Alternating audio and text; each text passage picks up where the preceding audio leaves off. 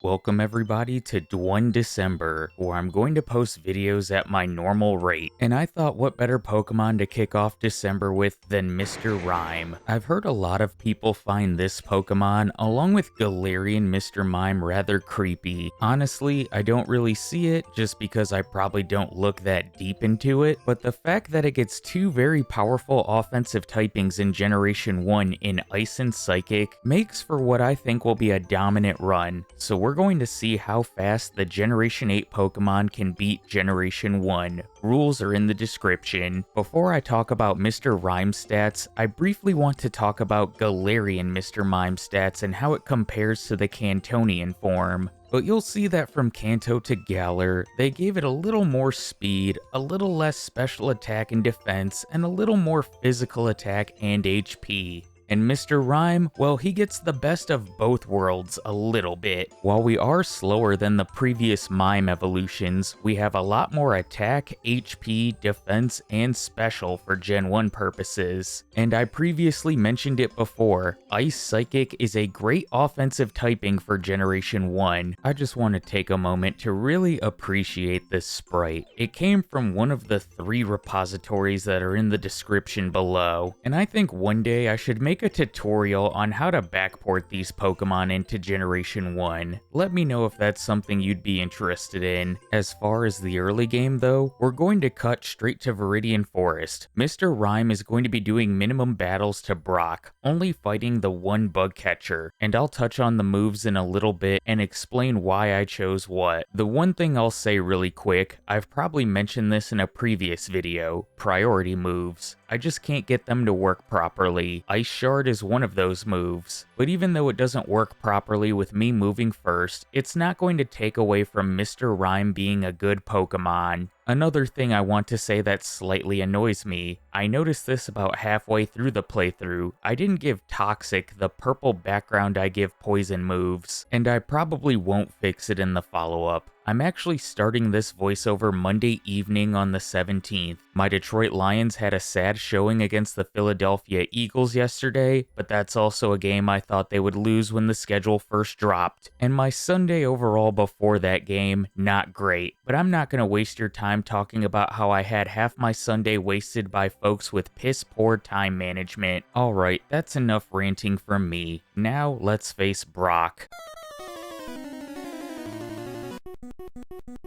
Geodude is first, and Ice Shard is unfortunately a 3-shot. It only uses Tackle once against me though, which isn't bad. Onix is next, and this is where I would have wanted Ice Shard to work properly, so we can strike first and avoid Bide, and I'm kind of just dancing around that Onix could use Bide. Pun intended. You'll see me set up Reflect to lessen the damage from Tackle and use Pound in case I attack into Bide. But after a few turns, I just go for Ice Shard, which crits, one-shotting his ace, and we can move on.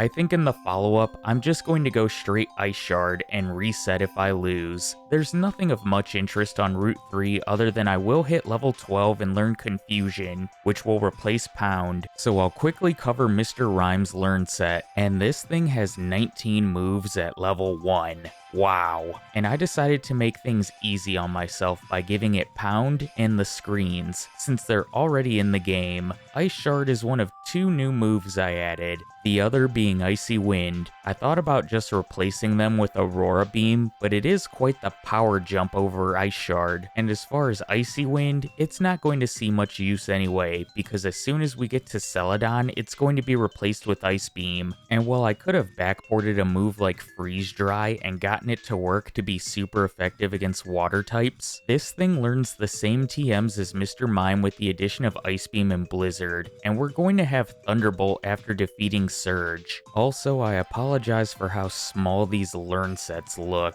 I tried to blow them up as much as I can before editing, but learn sets are just a mile long now. One last thing that I'm going to bring up, and will probably bring up throughout the run. Rare candies. If you've done a solo run with Mr. Mime, you know it's really good and doesn't need many, and Mr. Rime is the same. And because of this, I'm going to be skipping the Mount Moon candy, but in this first run, I forgot to grab the escape rope, and I didn't buy one in Pewter, so that cost me some time having to walk from Bill's back to Cerulean. But that's a small mistake I can clean up in the second playthrough. Let's go ahead and jump straight to Cerulean City. It doesn't make sense to face Misty now considering I'm only level 14 and both of my attacks would deal not very effective damage to Starmie since I skipped Mega Punch in Mount Moon. So naturally, I'm going to face Rival 2. Ice Shard is enough to 2-shot Pidgeotto, and while it doesn't hit me with Sand Attack, it brings me to nearly half HP before I knock it out. Since Abra is a gimme, I can set up both of my screens to mitigate damage from Rattata and Charmander, and we can see this firsthand because Confusion leaves Rattata on a sliver, and Hyper Fang does only 8 points of damage to me. I knock it out and move on to his ace Charmander, who doesn't bother attacking and easily gets 2-shot. To try and save some time, I'm not going to backtrack to the Pokemon Center and move right on to Nugget Bridge. Confusion and Ice Shard have plenty of PP and will give me super effective damage against majority of the Pokemon I'll face on the way to Bill's house. And the good thing is that as I defeat the last in front of Bill's house, I'm going to reach level 20 and learn Icy Wind, which I'll replace Ice Shard with. While it does have less PP, it's slightly more base power with a chance to lower speed.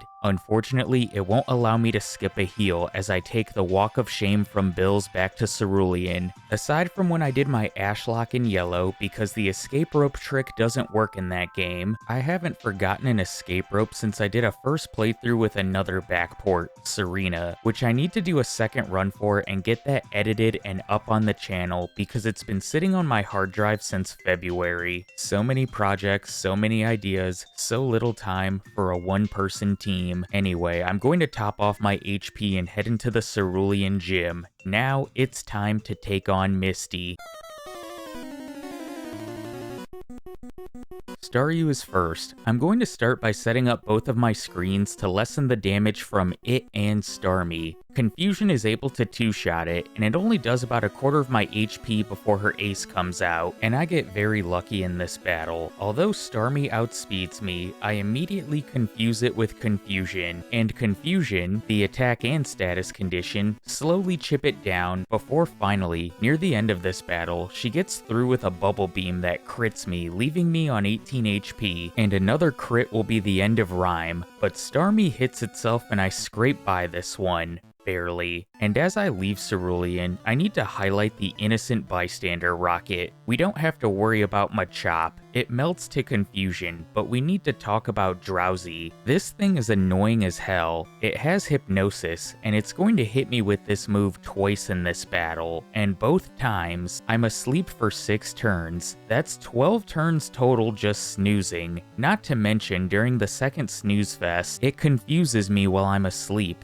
And while I do hit myself once, Rime gets through this one. This was like Misty 2.0. Her and this grunt will be interesting to solve for the second run. Perhaps Mega Punch will be handy for these two. Jumping ahead to the SSN, I thought about the possibility of skipping Body Slam with Rime, but for this first run, I'm going to grab it. At this point in the voiceover, I haven't actually done the second playthrough yet, and I haven't touched this voiceover since last Sunday if you're paying attention earlier in the video. It's now Saturday the 22nd as I'm coming back to it. It's just been a busy week for me preparing for the holiday, being busier at work because people are trying to use all their PTO before the end of the year, taking care of yard work, helping my dad with shit, spending time with my wife, all that fun stuff. You get the picture. But let's get back to the run and quickly touch on Rival 3. I'm not going to narrate this battle because his team is nearly a one-shot sweep. You'll see that I've taught Body Slam in the place of Reflect because Light Screen has some long-term use considering most threats later on will be special attackers, and with Reflect being a TM, I can just purchase this and reteach it once I arrive in Celadon. Let's quickly jump to Lieutenant Surge. Rime doesn't struggle here, but it could have gone way differently. I didn't bother healing before this one, and had I not paralyzed Voltorb with Body Slam, it could have fired off a Sonic Boom to bring me to half HP. I can easily one-shot Pikachu with Body Slam, and while Raichu outspeeds, I do paralyze it right away with Body Slam. And I do set up a Light Screen for safety since its only damage-dealing moves are of special variety, and had Thunderbolt say crit and paralyzed me, the outcome could have been very different, but instead, said, it's no resets, 3 badges down, and we have a shiny new toy in the Thunderbolt TM. I'm not going to be teaching this TM right away though, although it would come in handy in Rock Tunnel against the Slowpokes. Body Slam, however, is more than enough to get the job done. And right now, Rime is kind of suffering from 4-move syndrome. I would love to teach Thunderbolt right now, but I have Confusion, which I'm going to replace with Psybeam in 2 levels, and then again with Psychic once I arrive to Celadon and can get access to Saffron, Icy Wind, which will be replaced with Ice Beam once I get to Celadon.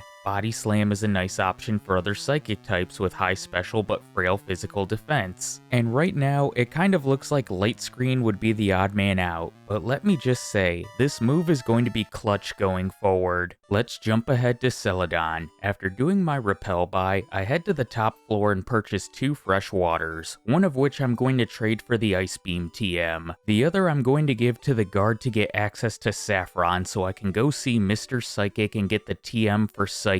2 huge move upgrades in the mid-game. I'm also going to grab the hidden PP up in the Rocket Hideout, along with the hidden PP up in Celadon because I'd like to have more PP on these moves. Giovanni isn't a problem. Ice Beam is super effective against the rock ground types, and it's able to 2-shot Kangaskhan. I'm going to finish business in Celadon at the gym and take on Erica. This battle is just like the Giovanni battle. Keep your cursor on Ice Beam and get 3 one-shots. I do have the opportunity to learn Hypnosis after knocking out Tangela, but I'm going to skip this move. Mr. Rime just doesn't need it. Pokemon Tower and Rival Time. This is where I'm going to teach Thunderbolt in the place of Body Slam, and our moveset is now complete. Psychic, Thunderbolt, Ice Beam, and Light Screen. Had I kept Body Slam, we would have had the same learn set as Mewtwo. The only drawback to this learn set is that I don't have super effective damage against Kadabra, who will later be an Alakazam and has amazing special, but for this battle, Thunderbolt just barely misses the KO. Luckily, it just goes for Disable, and Psychic can clean it up, along with Charmeleon. The Channelers and Rockets here, they don't stand a chance against my Dancing Comedian. We can move on. So let's skip ahead to Cycling Road. I'm going to pick up the rare candy and PP up along the way, and you can see that I struggle to get this candy. It was a rough Sunday all around for me. I don't struggle picking up the PP up though, which is nice. Once I get to Fuchsia, I quickly go through the Safari Zone and then head to the gym. The jugglers in the gym are a bit annoying, having to 2-shot all of their Pokemon since they all have Psychic types. And the juggler with a Hypno, I have to 3-shot it, and it poisons me. Perhaps holding on to Body Slam until after this gym would be the better play in the follow-up. I do have 2 full restores in my bag though, so I don't have to go into the battle against Koga poisoned. Against the Ninja Master, just leave your cursor on Psychic. Although I don't one-shot Wheezing, and I was a little afraid of self-destruct, Koga just uses an X attack. So, we win. Up next on the agenda is Silphco. I do want to note that I do pick up the rare candy on the 10th floor, but not until after Giovanni and his rocket goons are gone. For Mr. Rime though, it's straight to the 5th floor, battling the Keycard Grunt, and straight to Rival 5. There are a few differences in this battle from the Rival 4 battle. Mostly his team is nearly fully evolved now. I don't one-shot Pidgeot because I go for Thunderbolt, where Ice Beam with Stab would have given me the ranges I needed.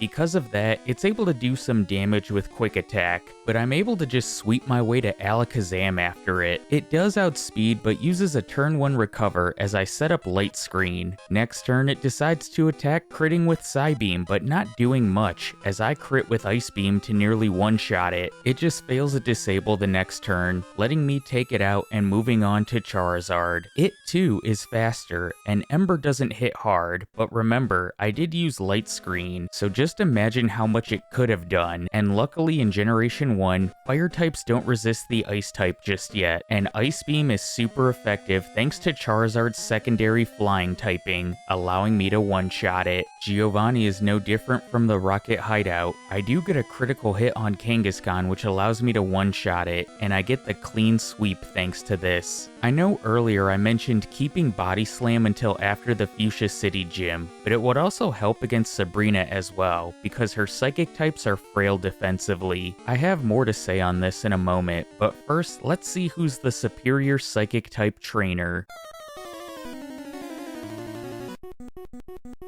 Against her Psychic types, I'm just going to alternate between Ice Beam and Thunderbolt, hoping for a status condition from one of these moves. I don't get it against Kadabra, who I have to 3-shot thanks to it using Recover. I don't get one against Mr. Mime either, but I am able to 2-shot it as it just hits me with Double Slap doing pathetic damage. Venomoth I can 1-shot with Psychic, moving on to her ace. Alakazam is just going to spam Recover, and with my second use of Ice Beam, I get the freeze. Looks like I'm the superior Psychic type trainer. As we surf down to Cinnabar, I want to touch on Body Slam again real quick. While it would be great to have for Koga's gym and Sabrina, having Thunderbolt and that 4 times damage against Gyarados is great. While Ice Beam is neutrally effective against it, I could see it being a problem with Hydro Pump, Bite. Hell, even Dragon Rage early on can be a problem with the 40 points of guaranteed damage. I know there are probably still some folks watching and thinking, just get rid of Light Screen, that move sucks. But you're going to see how good this move is real soon for Rime, and considering we have a Fire type specialist next, it's sooner rather than later.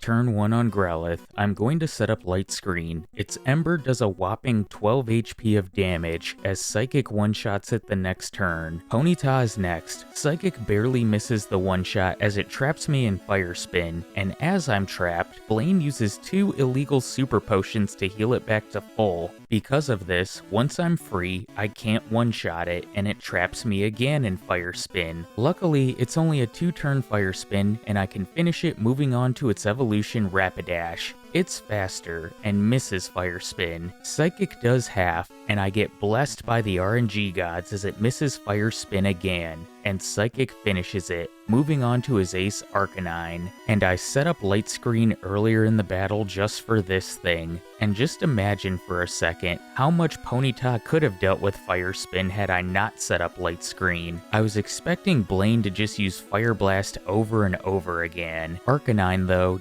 does not choose its strongest attack, instead using Ember. Psychic does a little over a third and I get a special drop. Blaine heals it with a Super Potion. Like, how many of these things does he have? Does anyone even know? My next Psychic brings it to a quarter, and Blaine chooses Ember again, and Mr. Rime gets the win on its first attempt. I was expecting 1, maybe 2 resets at Blaine, but this run thus far, aside from the mistake at Bill's not getting an escape rope, some not so great overworld movement, has been great, and Mr. Rime is on pace to outperform some recent backports like Alolan Persian and Marshadow. Giovanni, for the final time, stands no chance against Rime. Ice Beam and Psychic sweep his entire team. After defeating Giovanni, I'm going to use some candies. In this first playthrough, I've picked up 8, and I'm going to use 5 to go from 45 to 50 before battling Rival 6. Mr. Rime has 0 resets to this point, and I was expecting one here, but it just crushes his team. Turn 1, set up Light Screen as Pidgeot uses Whirlwind, and then sweep your way to Alakazam. It uses a turn 1 Reflect and then Psybeam, doing 10 points of HP as Ice Beam 2-shots it. And for anyone who's been a Light Screen hater to this point, Charizard outspeeds, Flamethrower hits, and it does 38 HP of damage. Imagine if I didn't have the screen set up. Ice Beam, of course, 1-shots, and Mr. Rime is moving on. In Victory Road, there's going to be no optional battles, no optional candy, just a straight path to Indigo Plateau. I don't expect the league to give me problems, but I expect the champion to, but there's only one way to find out. Let's dive in.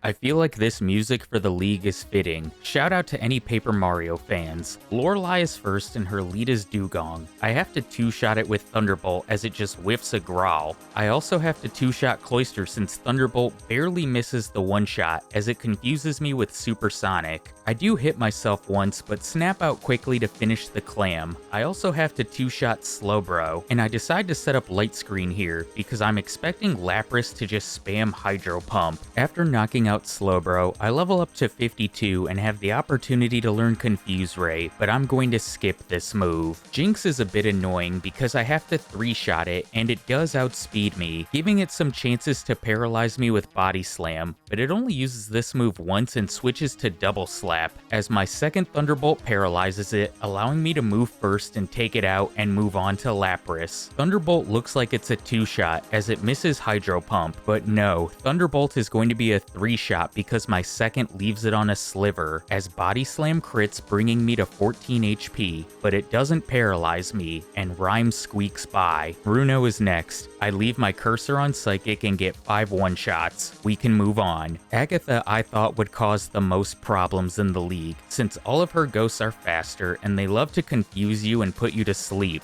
but her first Gengar just goes for Dream Eater. While Psychic doesn't 1-shot, I can finish it the next turn with Ice Beam. Ice Beam then easily 1-shots Golbat, while Psychic 1-shots Haunter and Arbok, moving on to the final Gengar. It tags me with Confuse Ray, and I do hit myself once, but I also shake off the confusion pretty quickly, and Psychic 2-shots her ace. Lance is last. I have Ice Beam, I have Thunderbolt. The only Pokemon that deals damage to me is Aerodactyl because it outspeeds, and while it does have a move like Supersonic or Hyper Beam that could be problematic, it just uses Bite. The league was pretty simple for Mr. Rime, but how will the champion be?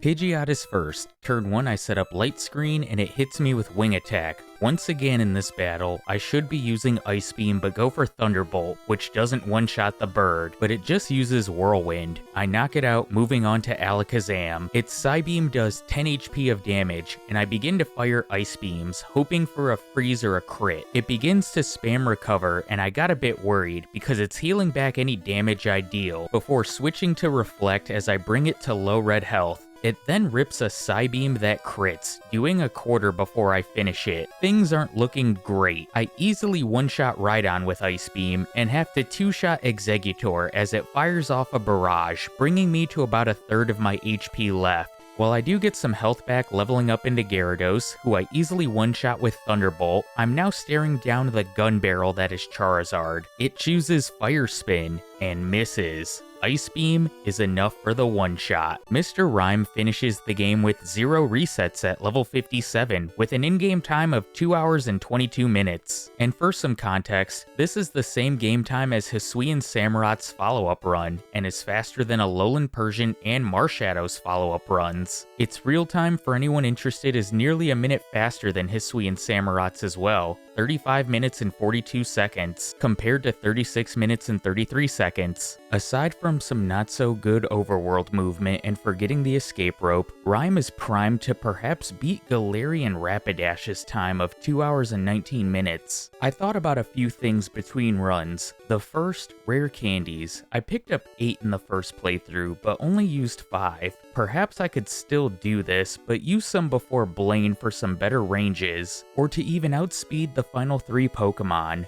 Vitamins could also help with this. I didn't buy any with Rime in the first run, but perhaps purchasing some extra Carbos could help for the later game. And the last thing I thought about, Blizzard. I skipped picking it up in run number 1, but perhaps saving a PP up or 2 for this and slapping it on before the champion could help, although I'd probably still have to 2-shot Exeggutor. Let's see what I was able to cook up in this second run. Before we dive into changes from run number 1 to 2, I want to talk about this youngster. I thought I was about to take a reset here, and I honestly would have just restarted the run. I didn't heal after defeating Brock. By the time I knock out the Rattata, I have 10 HP remaining. Ice Shard does half to the following Ekans, who hits me with Wrap, which is doing 2 HP per turn, and if it's a 5-turn wrap, I'll lose. It's luckily only a 2-turn wrap, but Ice Shard leaves it on a sliver, giving it another chance. It goes for Poison Sting, which leaves me on 2 HP and poisons. Rime barely gets by, and I thankfully bought potions and antidotes from the Pewter Mart, along with an escape rope this time. Alright, back to run changes. The first change I made was grabbing Mega Punch in Mount Moon.